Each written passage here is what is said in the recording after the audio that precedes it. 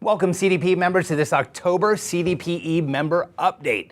Man, the market is changing a ton, and I know I've said that a lot recently, especially on every one of these broadcasts, and that's because it's changed fast, it's changed furious, and it's been hard to keep up with for a lot of people. And today, we're going to be looking at just that, the realities that foreclosure inventory is down nationwide. Let's take a look.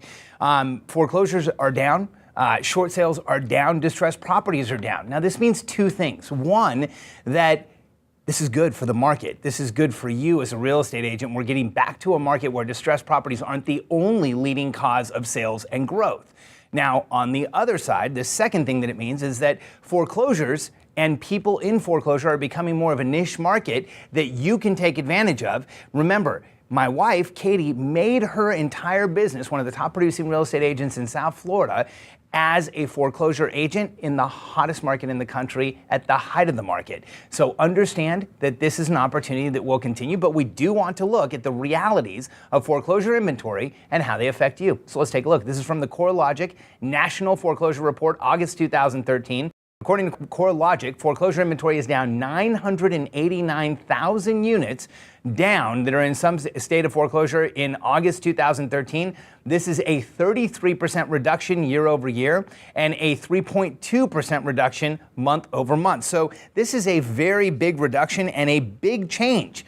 But understand, if it wasn't for the last 5 years, we would still be seeing record foreclosure numbers. So let's take a look by state. You can see the darker states are the states that have the most foreclosure inventory.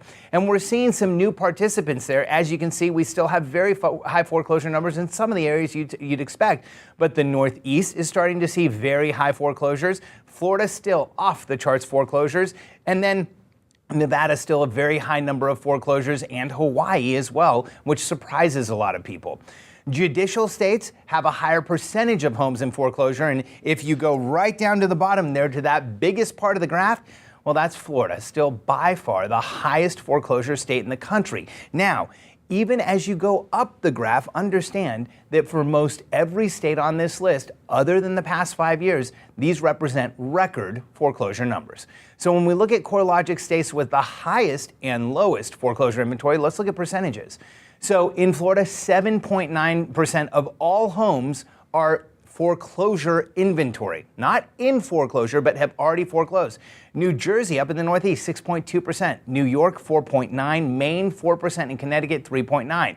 Now the lowest, well, these are states with a very low density in population, and they've been the lowest for a long time. Wyoming, Alaska, North Dakota, Nebraska, and Colorado is a surprise because for a period of time, Colorado had off the charts foreclosure, but they've really done a great job in cleaning it up. When we look at Florida, again, it's always going to be peaking, still really trying to move things downwards. When we look at delinquencies, they're down as well. Now, difference between foreclosure, that's a home that's already been foreclosed for the CoreLogic report, and delinquencies is a home on which the mortgage is not being currently paid. Seriously delinquent properties are down 24.5% year over year and 2.2% month over month. Now that 24.5% is huge, but let's dig in. Let's understand we still have record numbers. Many areas still need your help. When we look at 14 American housing markets that are still drowning in foreclosures, this is a brand new article just from October 13th that says that national foreclosure activity fell to the lowest level since the second quarter of 2007, but there's still areas of America that are struggling with foreclosures, like Akron, Ohio, 1,861 foreclosure listings. Chicago, 22,800 foreclosure listings. These are just cities. Rockford, Illinois, 937. York, Pennsylvania, 1,080. And Las Vegas, 7,600 foreclosure listings. Huge numbers of foreclosures in these pockets where there's still dense population, a lot of people, a lot of real estate agents, a lot of homeowners who need assistance.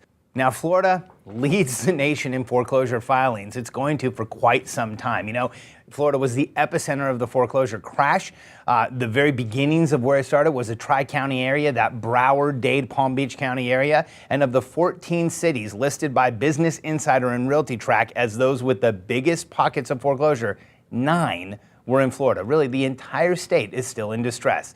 When we look at where are those foreclosures, Pensacola, Ocala, Orlando, Tampa, Cape Coral, Miami, Port St. Lucie, Palm Bay, and Jacksonville. Now, for those of you who know Florida, we've essentially gone down the east coast of Florida and up the west coast of Florida. The entire state still has very high foreclosure filings on a per capita basis, the highest in the country.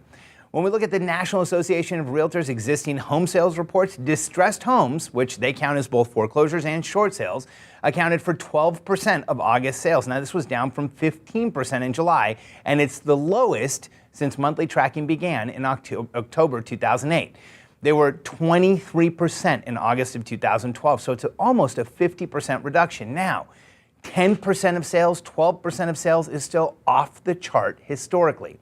8% of August sales were foreclosures and 4% were short sales, so still a very high number. And in those areas we talked about, an even higher number. In those pockets of concentration, we're still seeing double digits, very high, in some areas higher than just the teens. 20 or 30% of sales are still distressed.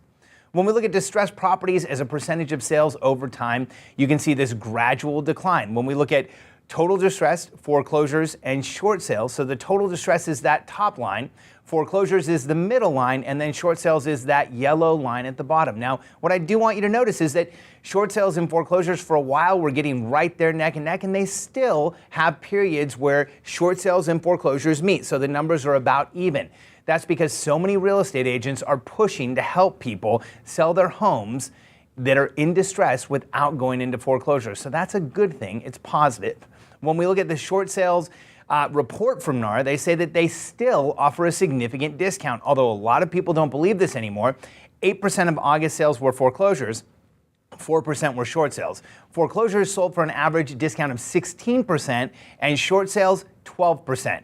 In today's market where we're inventory constrained and it's very difficult to buy any property, much less a property at a discount, these are getting more and more sought after, and any type of a discount counts in a market that's appreciating as quickly as ours is in almost every region of the country.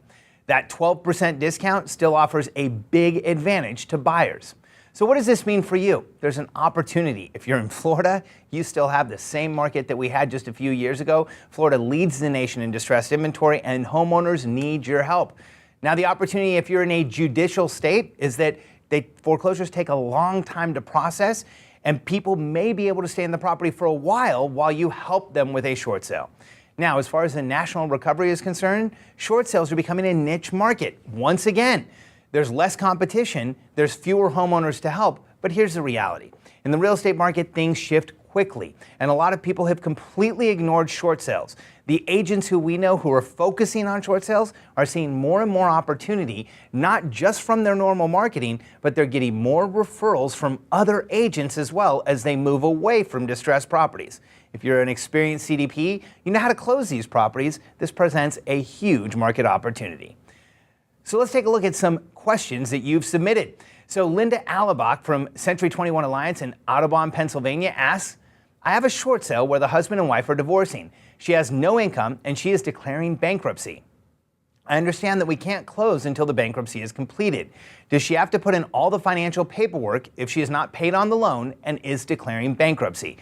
Wow, there's a lot of issues that you have there, Linda, and really this is probably best for the bankruptcy attorney to advise on, but I can tell you what I've seen in other situations similar to this one. If you're declaring bankruptcy, the trustee can separate the property from the bankruptcy so that it can sell in a short sale since there's no benefit to the owner financially. So that's step one. So you might not have to wait until she's done with that bankruptcy proceeding.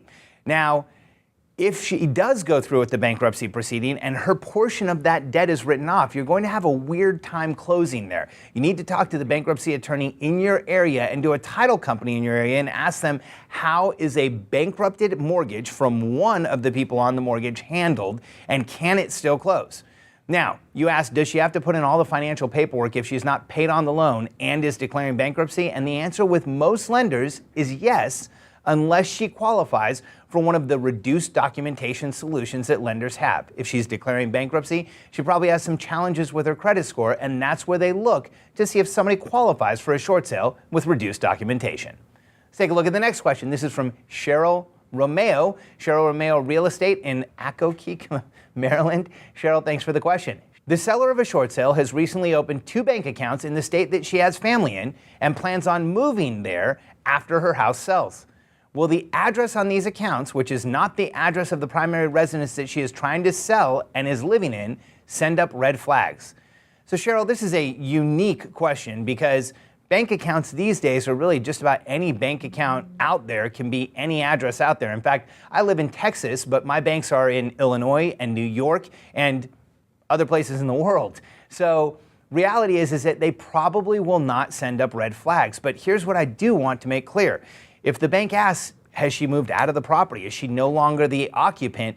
You need to tell them, yes, she's moved out, but it's still her primary residence. So you might ask, how does that work? Well, until she moves somewhere else and establishes a residence and is living there, that property can be counted as her primary owned residence. So as long as she hasn't purchased another one and nobody's living in that property, it can be called the primary residence and it should not send up red flags. Now, if she moves out, moves to another state, leases that property, does something else with it, then there could be some questions. But reality is so many people have had to relocate for different reasons, like jobs or to be closer to family or to have the medical care that they need, that is a very common reason for distress, and it's very common for distressed homeowners to vacate the property prior to a short sale actually going through. Great question, Cheryl. Thanks.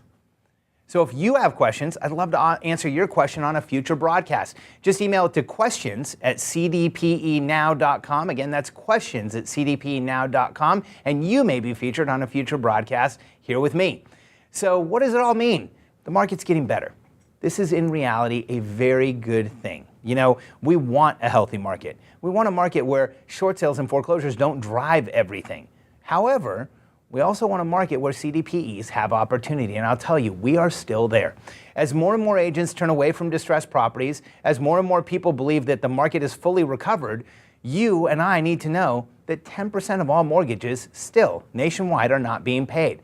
That means 1 out of 10 people still is missing their mortgage payment. This represents a tremendous opportunity to our membership. So while distressed properties are becoming a niche market, we know how we can fill that niche with CDPE agents who are ready to help homeowners move forward. I want to thank you for being part of our membership, for being here with me on this member update, and for helping us solve America's foreclosure crisis, one homeowner at a time.